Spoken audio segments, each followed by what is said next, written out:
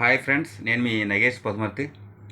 నాకు నచ్చిన పుస్తకాల్లో ఇది కూడా ఒకటనమాట. ఈ పుస్తకం పేరు రాజయోగం. దీని రచయిత స్వామి వివేకానంద.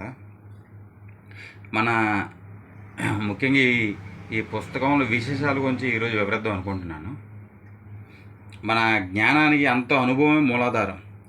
దృష్టిని కొన్ని ప్రత్యేక అంశాలపై నిలిపి విశ్వజనీన సిద్ధాంతాన్ని కనుగొనుట, సర్వజన సిద్ధాంతం నుండి ఒక ప్రత్యేక అంశాన్ని నిర్ధారించుట, దీన్ని మనం అనుమానిక జ్ఞానం అంటాం. అనుమానిక పరిజ్ఞానం అనుభూతి మీద ఆధారపడి ఉంటుంది. ప్రతి మనిషి అనుభవాలకు సరిరావటం వల్లనే నిశ్చిత శాస్త్రాలనే భౌతిక విజ్ఞాన శాస్త్రాలను సత్యాన్ని జనులు సులభంగా గ్రహిస్తున్నారు. ప్రకృతి శాస్త్రవేత్త దేన్ని కానీ నిర్హేతుకంగా నమ్మాలని మీకు చెప్పడు. స్వానుభవ ఫలితంగా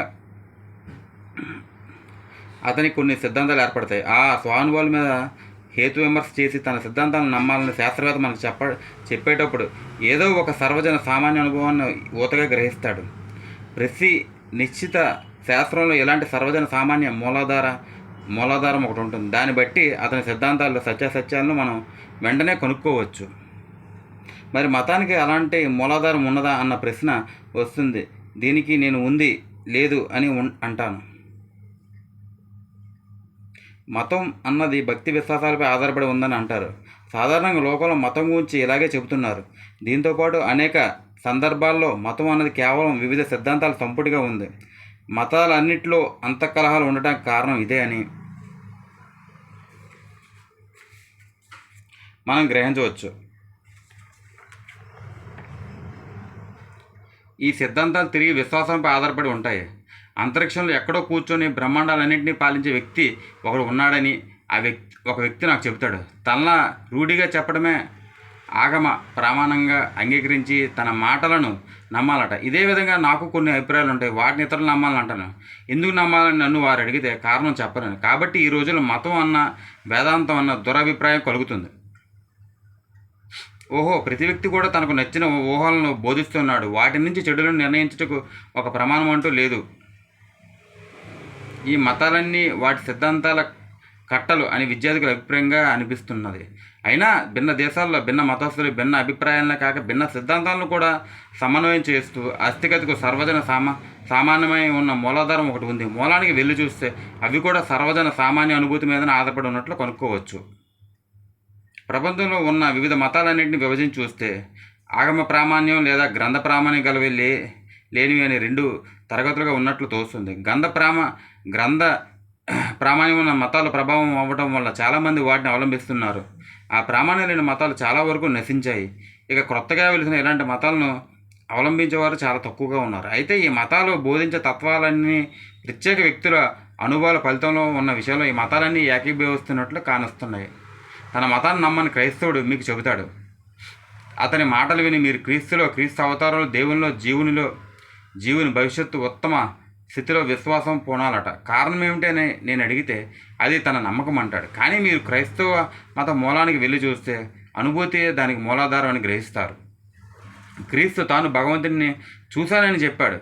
అతని శిష్యులు తాము భగవంతుని అనుభూతిని పొందామని చెప్పారు. అలాగే బౌద్ధ మతంలో కూడా బుద్ధుని అనుభూతే ప్రధానంగా ఉంది. బుద్ధుడు కొన్ని సత్యాలను అనుభూతి వల్ల గ్రహించాడు. వాటికి అవలోకించి వాటి సన్నిహిత సంపర్కంలో ఉన్నాడు.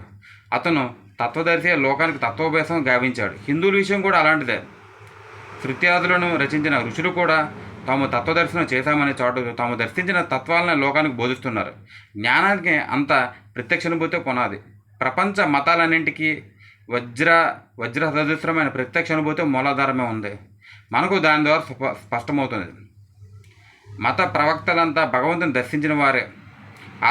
ఆత్మదృష్టిలే త్రికాలజ్ఞులే తమ శాశ్వత తత్వాన్ని దర్శించి తాము చూచిన దాన్ని వారు లోకానికి బోధించారు. ఈ అనుభూతులు నేడు అసాధ్యాలను మొదట మతాలను స్థాపించిన కొంతమందిలో అవి సాధ్యమయ్యాయని, వారి తర్వాత వారి మతాలు వారి పేర్లతో ఉండిపోయాయని. ముఖ్యంగా ఈ రోజుల్లో అనేక మతాల నుండి ఒక విచిత్ర వాదం వెలువడుతున్నది.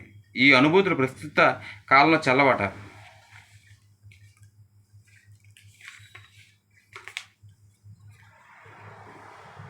అంతకన్నా మరో ఆధారం ఏది లేదట. ఈ సిద్ధాంతాన్ని నేను సమూలంగా ఖండిస్తాను. ఏ విజ్ఞానంలోనైనా సరే లోకంలో ఒక అనుభవం సిద్ధిస్తే అంతకుముందు అనేక చోట్ల పర్యాయాలు అనుభవం సిద్ధించి ఉందని శాశ్వతంగా మరలా మరలా సిద్ధిస్తుందన్న విషయం నిరాఘంటంగా ఏర్పడుతుంది. ఒకప్పుడు సంభవమైనది సర్వదా సంభవమై ఉంటుంది. ఈ ఏకరూపత్వం నిరంతర ప్రకృతి శాసనం. కాబట్టి ప్రాచీన కాలంలో సిద్ధించిన అనుభూతి మీదనే మతం ఆధారపడి ఉండటమే కాక, అలాంటి స్వానుభవం కలిగితే కానీ మనిషి పరమాధికుడు కానరేడనే యోగా శాస్త్రచారులు చాటుతున్నారు. మనకి అనుభూతి కలిగే విధానాన్ని బోధించే శాస్త్రమే యోగా శాస్త్రం. స్వానుభవం లేనిదే మతం గురించి ప్రశంసడం నిష్ప్రయోజనం. భగవంతుని పేర ఇంత కల్లోలం, ఇంత గందరగోళం, ఇంత కలహం ఎందుకు సంభవిస్తున్నాయి?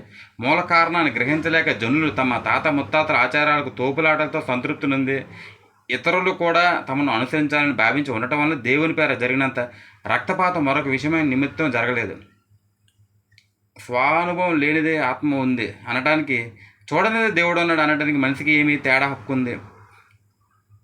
భగవంతుడు ఒక్కడు ఉన్నాడు అంటారా? అయితే మనం అతన్ని చూడాలి. ఆత్మ ఉందంటారా? అయితే మనం దాన్ని దర్శించాలి. లేకపోతే నమ్మకుండా ఉండడం మేలు. ఆస్తికుడును కపట వేషం వేసే కన్నా బహుపటంగా నాస్తికుడు కావడం మంచిది. నవీన విద్యార్థికులు మతం, వేదాంతం, పరమార్థిక చింతనను పరమ వ్యర్థాలని తలుస్తారు. ఇక ఇవన్నీ కేవలం నిరాధారాలని లోకహితం చేయడానికి మనల్ని ప్రేరేపించడం కన్నా వీటికి మరో ప్రయోజనం అన్నది ఏదీ లేదని అల్ప విద్యావంతుల అభిప్రాయమే ఉన్నట్లు కనిపిస్తుంది. జనులు ఆస్తికతను అవలంబించడం వల్ల యోగ్యులు, నీతిపరులు, సత్పురుషులు కావడానికి కొంత అవకాశం ఏర్పడుతున్నది. ఇలా ఊహిస్తున్నందున వీరికి నిందించవలసిన పని లేదు. ఎందుకంటే నిస్సార ప్రారంభాలను నమ్ముతుంటే చాలని వీరు పొందే బోధనలన్నిటికీ సారాంశం. మాటలను పట్టుకుని ప్రాకులాడుతూ ఉండమని వీరికి ఉపదేశించారు. కానీ వీళ్ళ కాలక్షేపం చేయగలిగితే మానవ స్వభావంపై నాకే కొంచెమైనా గౌరవం ఉండదు.